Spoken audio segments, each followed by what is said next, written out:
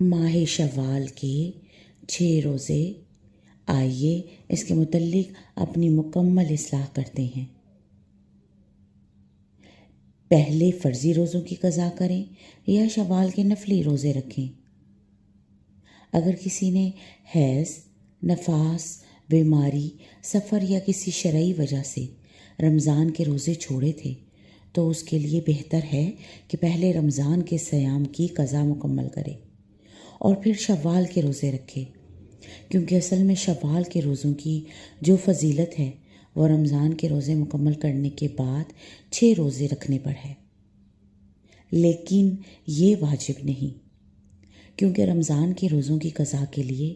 اگلے رمضان سے قبل تک کا وقت ہے۔ اماں عائشہ صدیقہ رضی اللہ تعالیٰ عنہ ان روزوں کو شعبان تک نبی صلی اللہ علیہ وآلہ وسلم کی رعایت کرتے ہوئے مؤخر کرتی تھیں، کیونکہ شعبان میں نبی صلی اللہ علیہ وآلہ وسلم بھی بکثرت روزہ رکھتے تھے۔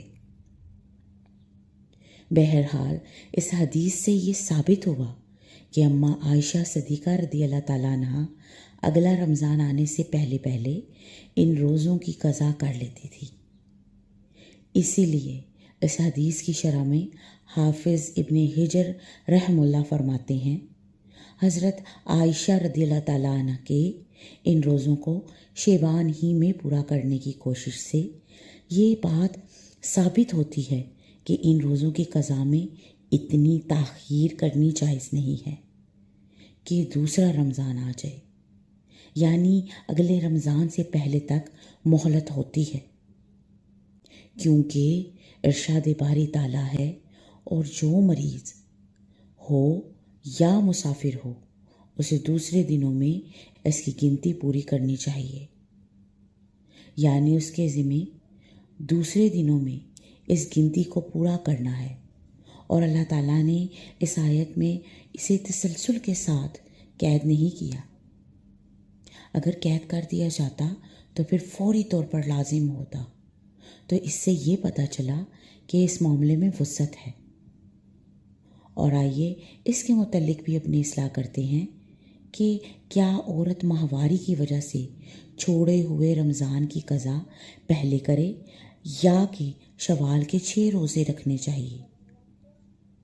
تو جان لیجئے، اگر آپ حدیث میں وارد شدہ اجر و ثواب حاصل کرنا چاہتی ہوں،